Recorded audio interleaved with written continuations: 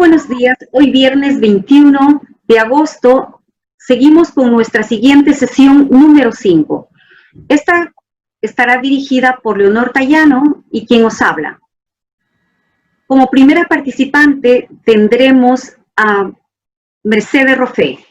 Ella es una de las voces poéticas argentinas actuales de mayor reconocimiento internacional. Sus libros de ensayo se han publicado en traducciones en Italia, Quebec, Rumanía, Inglaterra, Brasil, Francia y Estados Unidos. En el 2017 se publicaron distintas antologías de su obra en Ecuador, Chile, México, Venezuela y Puerto Rico.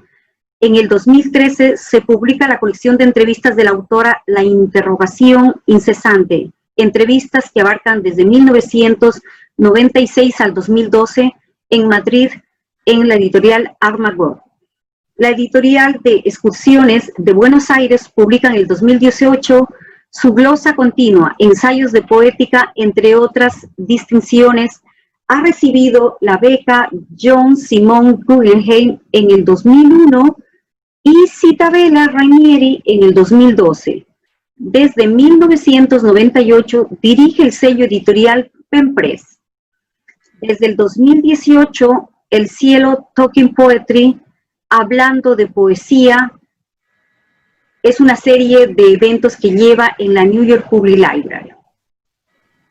Celebración de la luz, la poesía de Mercedes Roffé, es la presentación de Adalbert Salas Hernández. Él es poeta, ensayista y traductor. Es autor de los poemarios La Arena, El Vidrio, publicado en Caracas, editorial Equinoccio en 2008, Extranjero, publicado también en Caracas en 2010, también en Bogotá, Común Presencia en 2012. Suturas, Heredar la Tierra, Salvoconducto, el cual fue ganador del premio de poesía Arcipreste de Ita en Valencia, de textos 2015, Río en Blanco, Nueva York, Sudaquia 2016 y Mínimos, Madrid, Amargor 2016. Asimismo, ha publicado el volumen Insomnios, ensayos sobre la poesía venezolana en 2013 y, entre otras, ha publicado traducciones de Marguerite Duras, Antonin Artaud, Charles Wright, Mario de Andrade y Héctor de Saint-Denis-Garneau. Junto con Alejandro Sebastiani Berlezza, editó las antologías Poetas venezolanos contemporáneos, Tramas cruzadas, Destinos comunes y Destinos portátiles, Poesía venezolana reciente. Cursa estudios doctorales en la New York University.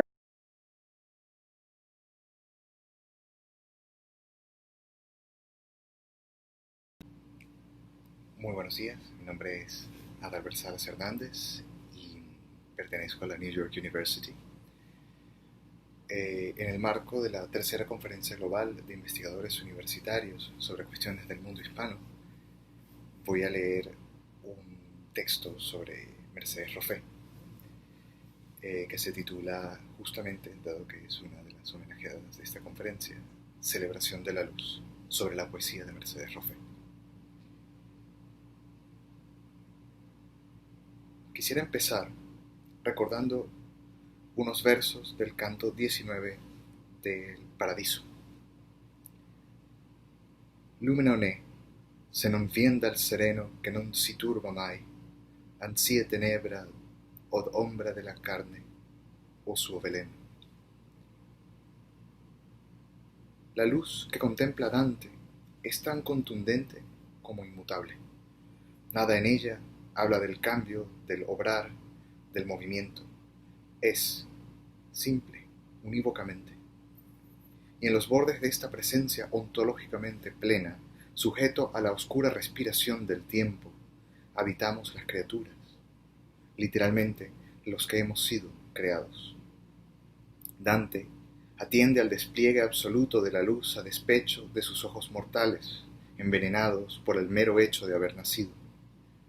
Para llegar a este punto, como es bien sabido, ha tenido que realizar un ascenso largo y brutal a través de la tiniebla, e inclusive, ante el fulgor absoluto de lo divino, sigue debiéndose a ella. Este ascenso es uno de los trayectos recurrentes en la poesía. Cientos de textos poéticos realizan este viaje, simbolizándolo de muchas maneras distintas. No obstante, pocos son los que saben hacerlo con algo que podríamos llamar, a falta de un mejor término, justeza. Escasas poéticas saben simbolizar con acierto, actualmente, el tránsito casi instantáneo que se lleva a cabo cuando encendemos una lámpara, ese momento que contiene un atisbo de aquel resplandor que proviene dal sereno que non si turba. La escritura de Mercedes Roffé, sin embargo, es una de esas pocas que ha aprendido a condensar ese suceso simultáneamente cotidiano y extraordinario, que consiste en transitar de la opacidad a la claridad, o mejor, el hecho de permanecer en el límite entre ambas. Basta pensar en uno de los primeros textos que conforma ese libro titulado justamente Las linternas flotantes, para comprender cuán cercana es la experiencia que codifica Roffé a la de Dante. Residir la noche en el velo de la noche. Residir la noche toda en el alba. Residir la noche toda en el alba pura y plena. Residir la noche en el umbral de la noche.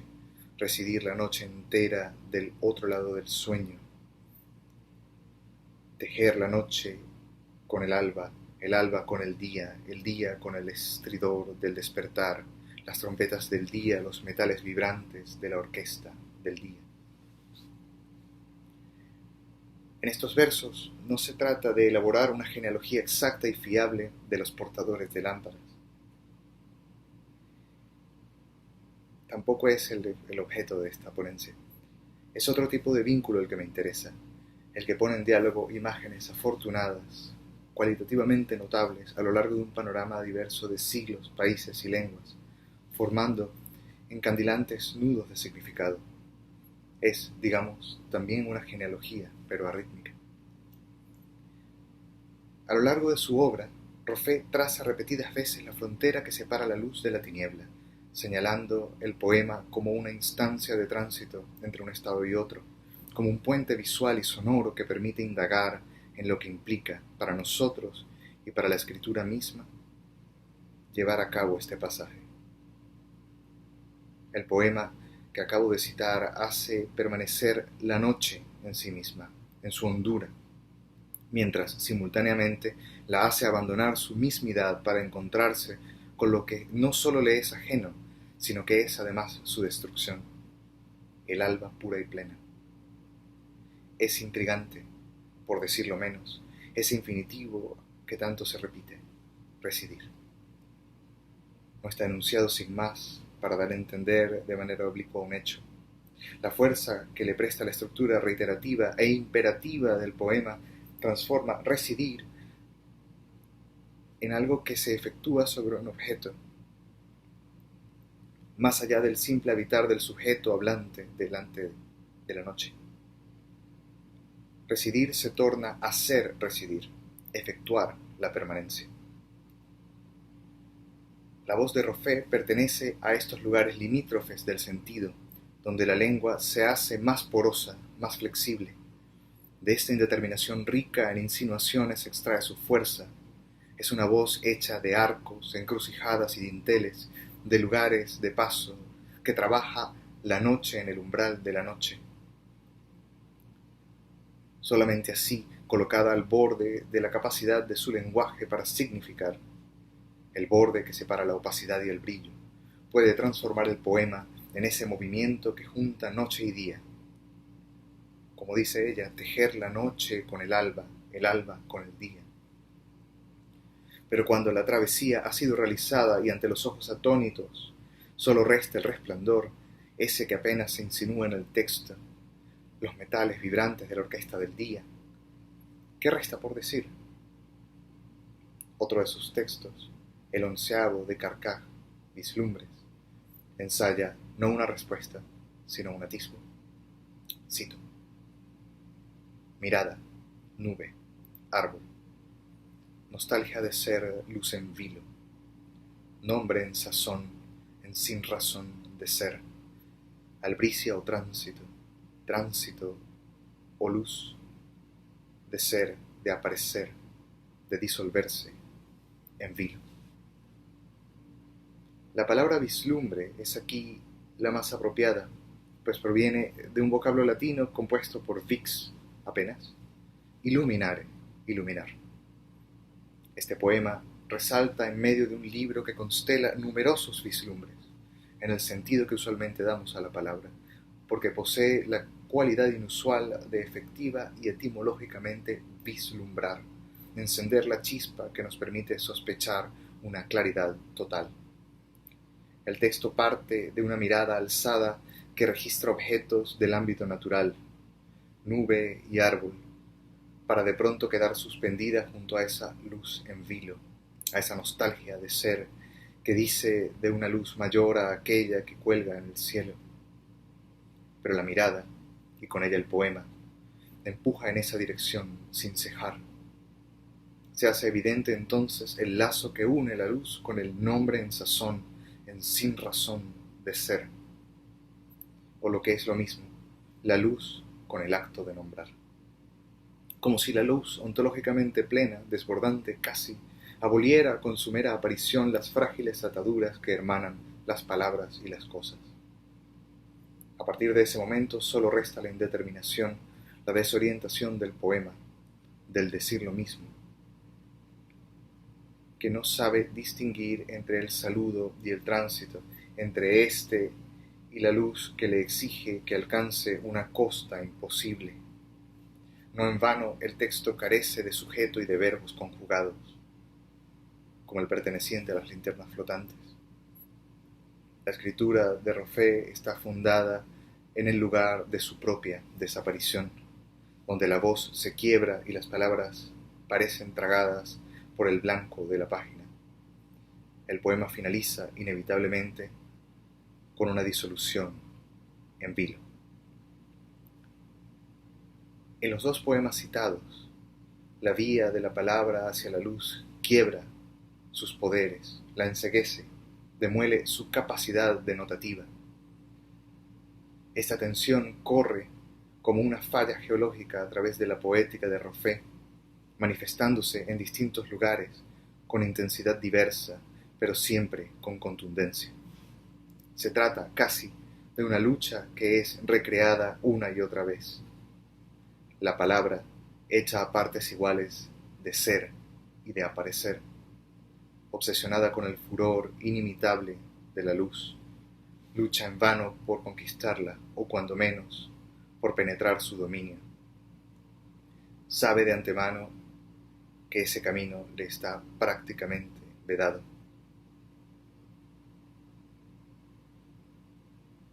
Los poemas de Roffé se estiran hacia un más allá. Es este impulso el que funda esta poética. Busca ese más allá con un hambre insólita. Se consata en uno de los versos de las linternas flotantes. El poema es el ritmo de lo otro en mí, dice. En esa otredad están guardadas todas las posibilidades de significar, más allá del texto mismo. En ese ritmo, que es el mismo ritmo del resplandor, imposiblemente ajeno y sin embargo guardado en el sujeto, en el yo que se enuncia en el poema, anida un silencio, una lámpara extraña que solo admite encenderse con la escritura. Muchas gracias.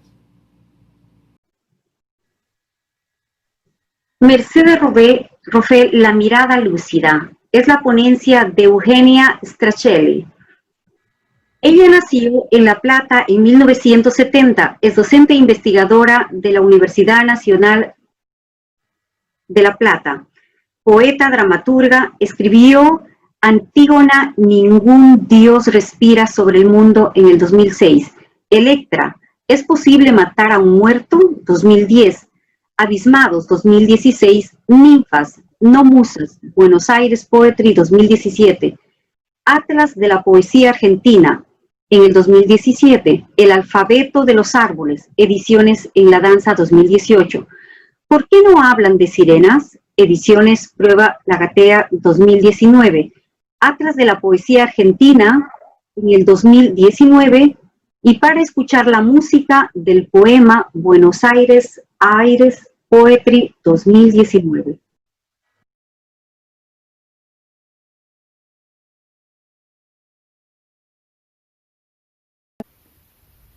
Bueno, quiero agradecer la oportunidad de participar en este homenaje a la maravillosa escritora y poeta Mercedes Roffé. Mi nombre es Eugenia Stracari, soy de la Universidad Nacional de La Plata, Argentina, y particularmente me voy a referir a la relación que tiene la poesía de Mercedes Roffé con la imagen. Y quiero empezar leyendo un fragmento de una entrevista que le hice a ella en 2018. Quiero empezar leyendo lo que contestó Mercedes a una pregunta en particular. Así que comencemos con su voz. Le pregunté en esa oportunidad: ¿cómo se relaciona tu poesía con la imagen, con la pintura? Mi primer poema efráctico fue todo un libro, El tapiz, 1983, que publicó Tierra Baldía, la editorial que dirigía Quique Fowl. Se trata de un texto apócrifo atribuido al pintor argelino Ferdinand Osier, 1886-1902. La escritura del tapiz fue para mí y para varios escritores que por entonces compartieron mi entusiasmo algo así como una performance que se extendió por 2 o 3 años a mi regreso a Buenos Aires después de una estadía de casi 2 años en Madrid. El tapiz comparte con otros 2 grandes hitos de la poesía exfráctica la descripción del escudo de Aquiles de la Ilíada y la égloga 3 de Garcilaso. El hecho de ser éfrasis de obras visuales que no existieron como tales fueron creadas por la palabra. En cuanto al estilo que procura, hay que reconocer que la éfrasis pareciera llevar por sí sola a un grado de plasticidad que textos de otros géneros no tienen, o no necesariamente tienen. Es como si la éfrasis misma nos condujera a un cincelado de la frase que parecería serle propia. Eso fue precisamente lo que pasó en el tapiz.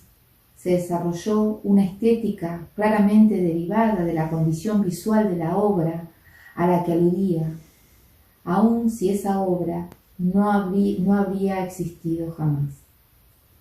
Después del tapiz, creo recordar que no hubo otra éfrasis en mi poesía hasta llegar a Teoría de los colores, la sección 4 de la ópera Fantasma, 2005.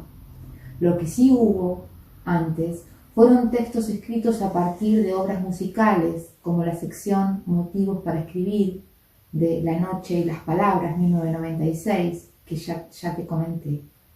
Pero habiendo sido escrita esta sección a partir de obras musicales, no pictóricas, no estoy segura de que constituyeran una éfrasis, decía Mercedes Roffé.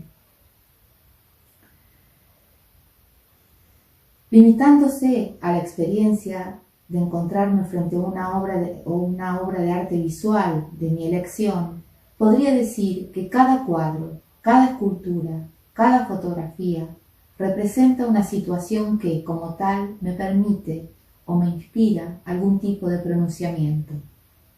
Creo que eso es lo que algunas obras visuales han implicado para mí. Por un lado, el permitirme proponer desde mi propia perspectiva algún tipo de observación o comentario sobre la situación representada. Por otro, la posibilidad de ver en esos personajes confinados a una determinada situación una máscara posible, una máscara o persona, como se dice en términos de poética, es decir, la posibilidad de asumir yo una nueva perspectiva, la suya, desde la cual pensar y expresarse. En este aspecto rescato mucho más la éfrasis como posibilidad de abrirse a otros yoes posibles que como posibilidad de seguir indagando a partir del cuadro en un yo autorreferencial. Quería empezar con la voz de Mercedes porque me interesa particularmente ese cruce imaginario, poético y visual que es muy potente en su poesía, y como dice Berger, John Berger, es su modo de ver el mundo y su particular teoría óptica. Por eso al ensayo lo titulé Mercedes Roffé, la poesía como experiencia lúcida. En varios países asiáticos, China, Taiwán, especialmente Tailandia, se cree que con el lanzamiento de linternas volantes se atrae la prosperidad, la buena suerte, es decir, que tienen valor profético y sagrado. Los tailandeses inauguran un nuevo año inundando las calles de luces, también iluminan sus casas, jardines y templos, armando constelaciones terrestres. Estos artefactos de luz están hechos de papel, de arroz, sobre un marco de bambú o alambre. Cuando se enciende la llama, el aire caliente los eleva por el cielo y los mantiene en el aire mientras siga viva la llama que los habita, alma poética, efímera y eterna como la temporalidad del sentido en el poema. Esta imagen pequeña y frágil que ilumina lo ensombrecido es la lumbre que abre una fisura por donde se filtra lo imaginario que la poeta captura y estetiza. ¿Sobre qué habla el poema? ¿Qué tiene oculto? ¿Qué hay que descifrar? ¿Quién habla en el poema? ¿De dónde proviene su luz? ¿Cuál es su origen? Interrogantes que quedan flotando y arman estelas de incertidumbre en el aire. El sujeto lírico en sus poemas indaga al mundo en la fascinación del juego de luces y sombras de la visión poética, aleteo intermitente que deja restos de sentido, vestigios de certezas y huellas de las voces que se filtran en el poema. El sujeto lírico en la poesía de Mercedes Roffé es pasaje, vidente y cámara para proyectar imágenes a través de un montaje, luego se disuelve y la identidad de la voz poética se afantasma, se integra al universo, al tiempo y al espacio cósmico. Esta metafórica luminaria es la que nos permite comprender la poética de Roffé como una experiencia lúcida. Acerca de la lírica en general, Las linternas flotantes, libro de 2009, es una breve teoría sobre la voz, la imagen y el sentido en la poesía. El nombre del libro es una metáfora absoluta, como diría el filósofo Blumenberg, ya que concentra concepciones que devienen conceptos, modos de entender qué es la poesía. Como el modo benjaminiano de explicar problemas filosóficos a través de imágenes, la poeta recurre a la metáfora de las linternas flotantes para dar cuenta de fenómenos filosófico-poéticos. La verdad de la metáfora absoluta reduce el cosmos a la singularidad. Por un lado, lucha contra la indeterminación, contra la ilusión de que la realidad puede representarse completamente, y si bien no puede lograr la reducción lógico-conceptual de toda la realidad o la conexión causal de todos sus objetos, al menos al dar una estructura al mundo, al presentar lo inexperimentable, la vida, la historia, el mundo, el yo, permite una cierta determinación de lo indeterminado, de aquello que se resiste a la reducción de sentido. Por otro lado, al hacer disponible, accesible, ese real imposible de abarcar, modeliza el mundo por segunda vez, luego de que la lengua ya lo ha realizado en una primera instancia. En términos de Paul Ricoeur, las linternas flotantes componen una metáfora viva, produce un referente imaginario que, además de dar cuenta de una cosmovisión original, también tiene resonancias epistemológicas. Al nombrar la poesía de Mercedes, desnombra, trascendiendo la nominación que designa, petrifica, paraliza como la mirada de la medusa. Cita: hay verdad y hay espejos que traen del sueño la rama que lo prueba, y hay verdad y hay espejos que desdicen hasta los rosados dedos de la aurora. La autora despliega esta idea de que las imágenes poéticas son fuentes inagotables de sentido y anteceden a los conceptos. Ella confía en la poiesis. Sus libros crean realidad, no son efectos. El lenguaje de la poesía configura espacios y se desliza en múltiples temporalidades. Comenta al respecto: mi primer poema ekfrástico fue todo un libro, El tapiz, 1983, que publicó Tierra Baldía, la editorial que dirigía Quique Fowl. Se trata de un texto apócrifo atribuido al pintor argelino Ferdinand Ociel. El tapiz comparte con otros dos grandes hitos de la poesía ekfrástica la descripción del escudo de Aquiles en la Ilíada y la Égloga 3 de Garcilaso. El hecho de ser ekfrástico de obras visuales que no existieran como tales fueron creadas por la palabra, dice Ruffet. La linterna mágica también es un aparato óptico, precursor del cinematógrafo, basado en el diseño de la cámara oscura, la cual recibía imágenes del exterior haciéndolas visibles en el interior de la misma, invirtiendo este proceso y proyectando las imágenes hacia el exterior mediante un juego de lentes y un soporte corredizo en el que se colocan transparencias pintadas sobre placas de vidrio. Estas imágenes se iluminaban con una lámpara de aceite. Aún faltaba mucho para el invento de la luz eléctrica. La visión imaginaria de Mercedes Roffet abre una escena que muestra las zonas invisibles de la noche, los universos sumergidos en el revés de la mirada, dice su poesía. Dormir con los ojos abiertos, bien abiertos, y entra a la tierra del oscuro para encontrar la vida de las imágenes poéticas. Mirada que ve con palabras, modo de habitar la noche entera del otro lado del sueño, donde lo efímero capta el tiempo en los flujos imperceptibles y los intervalos de las cosas, de los seres, de lo existente, todo lo que está entre y puede escapar a la presencia del presente. En su poesía, lo efímero, la vibración sensible del tiempo que difiere del instante como corte temporal, está más cerca de la búsqueda del intervalo, el espaciamiento, del vacío. Entre los versos se da un pasaje fugitivo, una vislumbre de sentido que se pierde y se encuentra al atravesar la discontinuidad del poema, la respiración de la voz sostenida en un constante reinicio. Dice el poema: la lluvia cae sin regreso, la ola crece, erupciona el volcán, no hay retornar del rayo al cielo, de la ola a la planicie del mar, de la ceniza al silencio. Y sin embargo, las horas se componen, se recomponen, laberintos de luz y sombras en las vísceras del tiempo, rompecabezas de espuma y fin, la ordenación del instante, un tránsito, un acertijo, dice la poeta.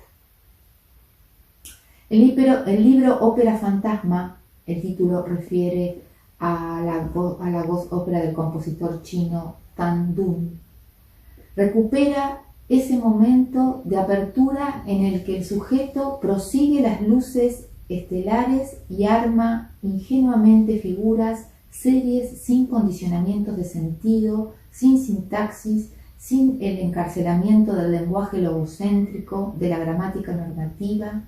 El oído también queda extasiado, sin embargo, en el silencio absoluto, que no es abandono de Dios, sino, en todo caso, posibilidad de percibir algún secreto del mundo o de la naturaleza que emerge del espacio entre los versos.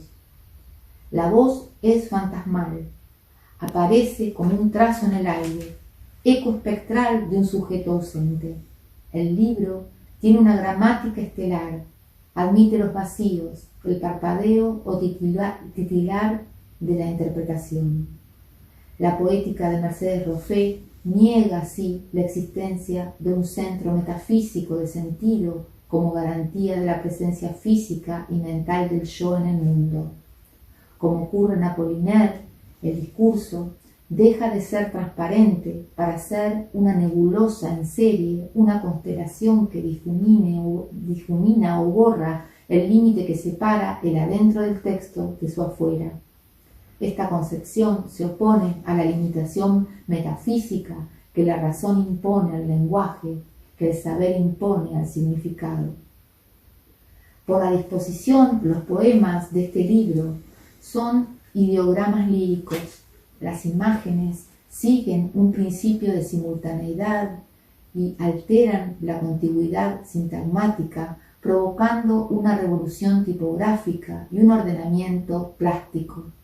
De este modo, la lógica discursiva es reemplazada por una figura que es pasaje ideográfico y la imagen adquiere autonomía, se independiza de la configuración versificada.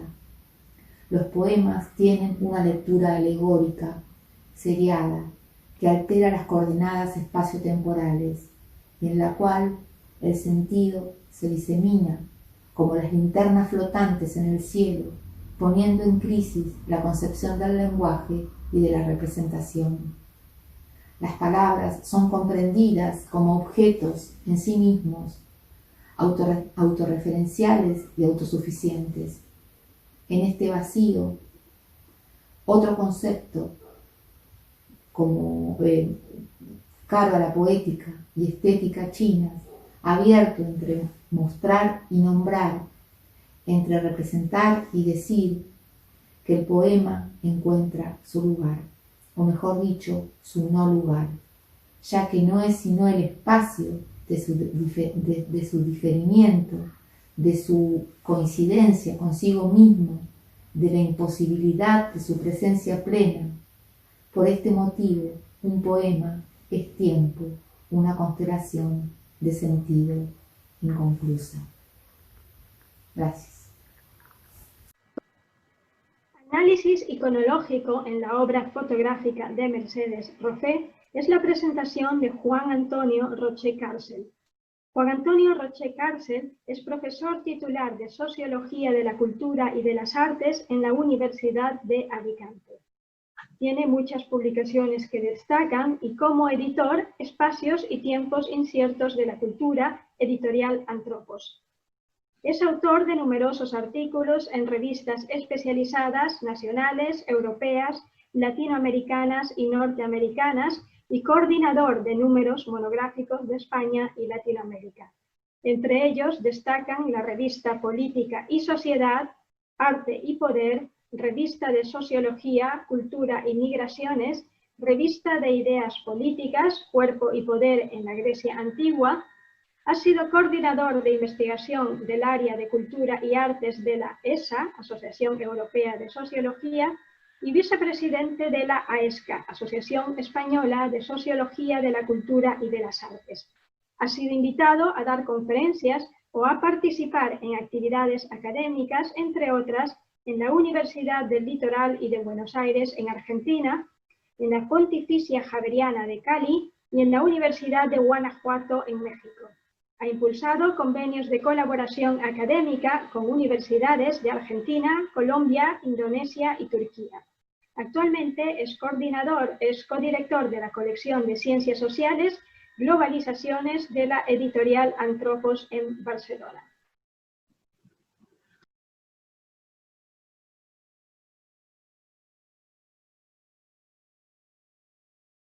Hola, buenos días Nueva York, buenas tardes España. Ante todo, muchas gracias a la organización del tercer World Conference de Estudios Iberoamericanos, especialmente a Mónica Sarmiento por haberme participado, para hablarles a ustedes de la gran artista argentina Mercedes Joffre.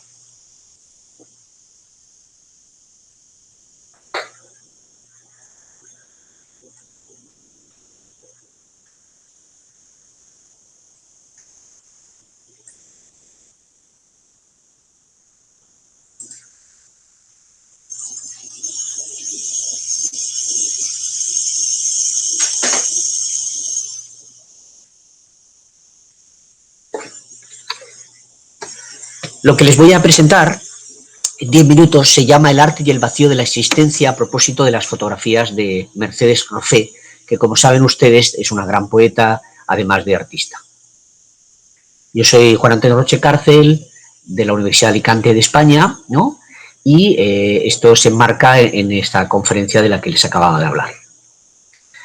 Rápidamente quería decirles que la metodología que voy a aplicar para el análisis de las imágenes está basada en una unidad, en una asociación entre tres grandes métodos que los sociólogos solemos utilizar, y el mundo de la comunicación en particular también.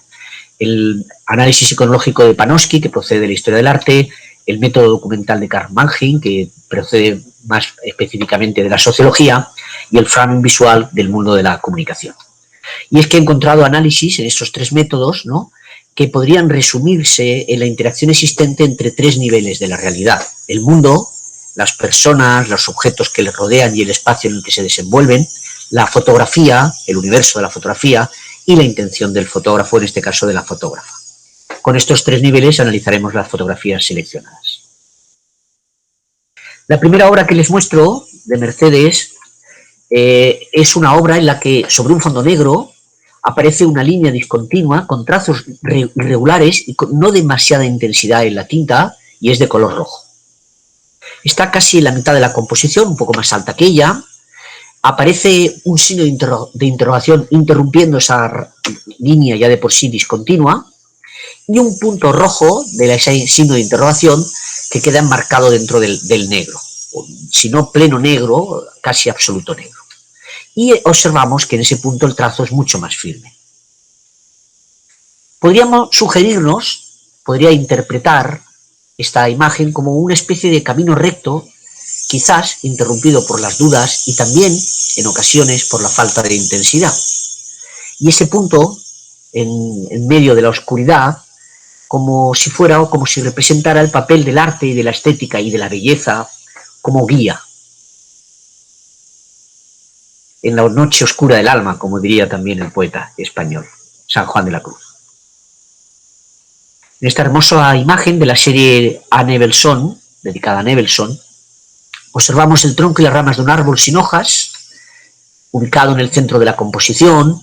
Es invierno, y el fondo de la composición vemos que es un fondo virado en gris. Esta fotografía similar de la misma serie, observamos en ella un árbol y sus ramas muy entrelazadas, también dispuestas en el centro de la composición, aunque delante de este árbol hay toda una serie de árboles menores, ¿no?, como si impidieran la observación nítida de ese árbol central.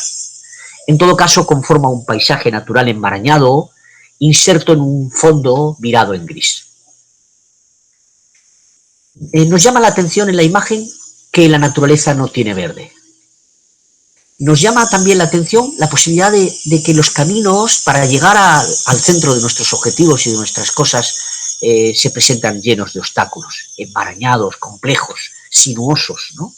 Y podríamos encontrar también en este paisaje una extensión del propio paisaje mental lleno de recovecos.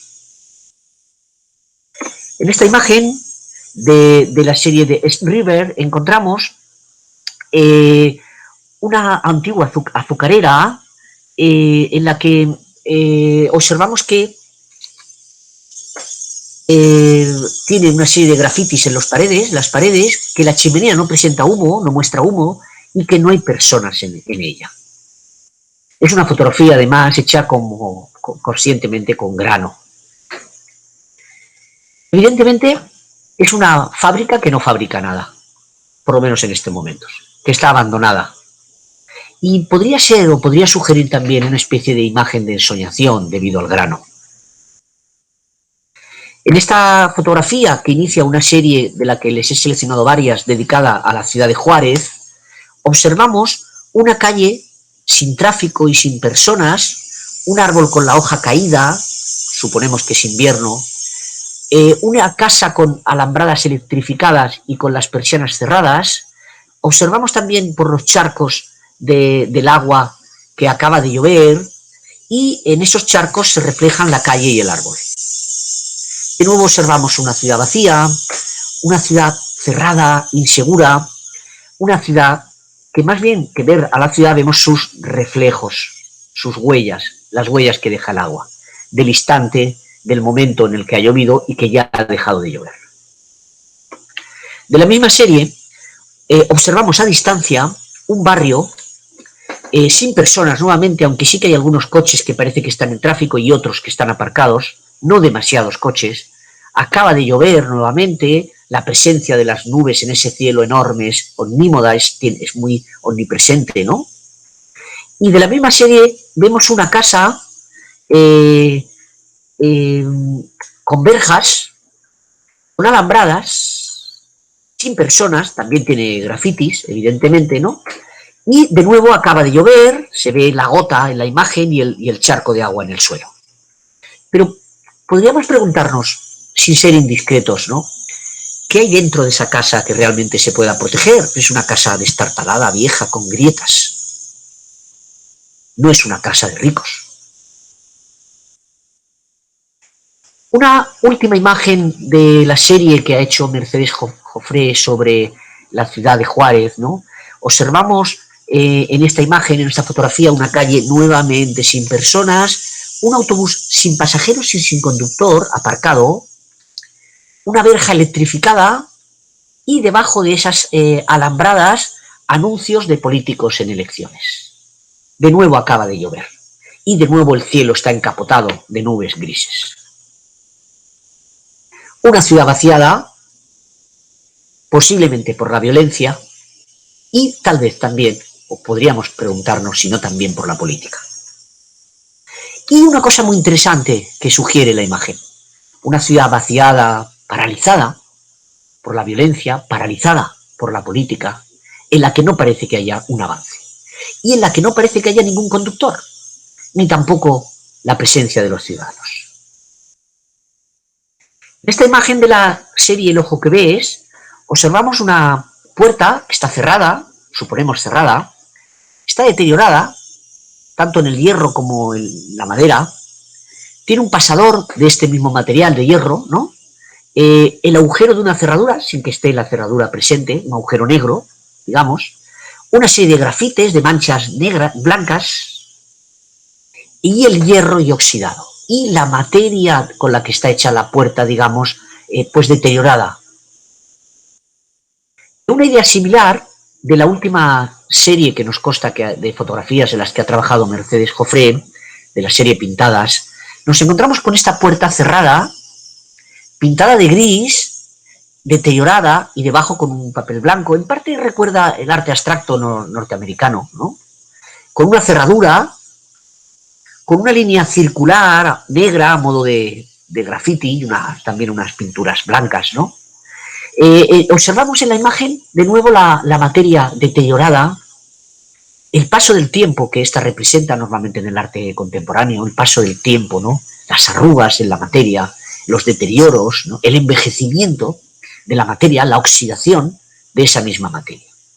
La puerta está nuevamente cerrada, no vemos lo que está detrás de ella, no vemos lo que está delante de ella, solo una parte, un fragmento de esa puerta. Y no vemos la posibilidad de que existan moradores, no sabemos si detrás hay moradores, no parece que la cerradura esté habitualmente utilizada, no parece que la puerta dé paso a una casa habitada. Estas imágenes que he seleccionado permítanme para terminar unas reflexiones finales basadas en algunos conceptos que observamos reiterativamente en estas imágenes, en estas fotografías. El invierno siempre ha dejado de llover, pero puede volver a llover en cualquier momento, como indica la presencia de las nubes. Los árboles no tienen hojas, no tienen verde, no tienen vida, y cuando aparecen los caminos se asocian a lo discontinuo, a la falta de intensidad, a lo laberíntico. Y también aparecen en algunos temas la noche, el oscuro, el gris. También hemos visto las puertas, las persianas, las casas cerradas, las calles, la ciudad vaciada, sin personas, sin tráfico, y los edificios con verjas y alambradas. Lo que refuerza ese encerramiento, ese enclaustramiento, y lo que refuerza la ausencia de personas en la calle, posiblemente porque las personas están encerradas dentro de sus propias casas. También hemos visto el deterioro, el envejecimiento, lo que ocurrió, lo que sucederá, y hemos visto el reflejo, el grano, el punto nítido, ideas que sabemos, algunas de ellas, que están muy presentes en la semiología de Roland Barthes. Podríamos, por tanto, concluir que la primera parte, con esos conceptos del invierno y sucesivos, nos podrían hablar de los caminos insondables de la existencia y del papel del arte como guía y tal vez también como salvador en la noche oscura del alma. Podrían, en segundo lugar, hablarnos esta imagen de la protección o de la falsa protección, de la seguridad o de la falta de seguridad, el vacío existencial, el vacío de las ciudades, el vacío de las calles, el vacío de las casas. En tercer lugar, podríamos hablar también del paso del tiempo, como un elemento fundamental en la obra fotográfica de Mercedes Roffé. Y en último extremo, una especie de reflexión sobre la propia fotografía y el papel que asume en este mundo existencial tan oscuro, tan vacío, ¿no? Con tan falta de pocos caminos claros para ir por delante de él, sin posibilidad de avance en el futuro, como si todo estuviera un poco paralizado, ¿no? Y concretamente hemos visto también en esta reflexión, metarreflexión sobre la fotografía, pues dos posibles vías de reflexión final, que son la representación de la representación, la metarrepresentación, y el papel de la abstracción. La abstracción ya sabemos que normalmente es un estilo artístico que normalmente habla del dolor de la existencia, del dolor de la noche. Bueno, pues esto es lo que he intentado transmitirles sobre Mercedes Roffé y que he titulado El arte y el vacío de la existencia, y que espero que les sea interesante por lo menos para sugerir algunas líneas, podríamos decir, algunas conclusiones o algunas reflexiones finales. Reitero finalmente mi agradecimiento a los organizadores y estoy a su disposición para cualquier aspecto, duda o sugerencia que quieran ustedes hacer. Muchas gracias. Bienvenidos a esta sesión número 5 de nuestro Congreso.